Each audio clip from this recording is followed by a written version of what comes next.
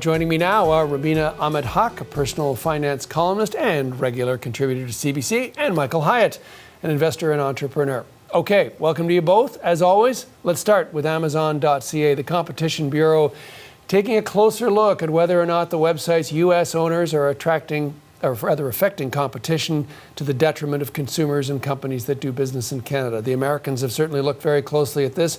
Rabina, what's this about? Well, this really is looking at the fact that because of the pandemic, more and more Canadians are shopping online, and they want to see if we are being targeted with certain products, if certain products are not getting, that high ranking that we may purchase them, maybe Canadian-made products.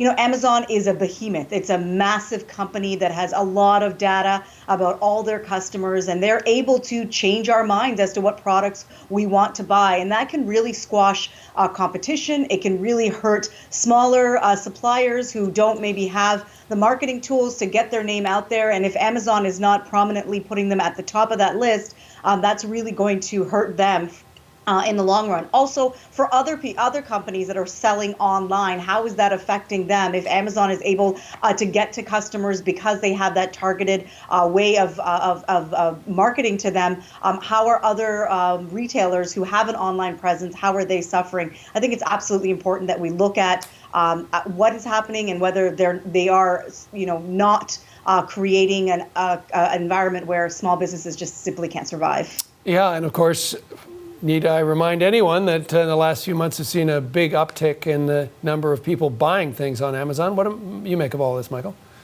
I've been coming on the CBC for well over 10 years, and 10 years ago we had this discussion, and the discussion was, there's this company ruining small town Canada, crushing competitors, small stores can't survive, and this horrible company was called Walmart. It was crushing business. We had to do something about it, get the Competition Bureau out. And now it's Amazon, which is well over 10 times the size in market capitalization. And then, I just think that we're going to rotate through this over time. I mean, look at behemoths that are coming out like Shopify. It's just a sign of the times. I think the larger thing that we're going to see is now, if I dial you back 10 years, the biggest companies in the world were oil and gas. The biggest company in the world are tech now, and they're dominating, and they're all worth over $1 trillion each. And they're consolidating power at a very, very high level. Although I expect in the next 5-10 years, these to rotate out again and something else to come up. I guess I'm trying to say I'm not that concerned about it.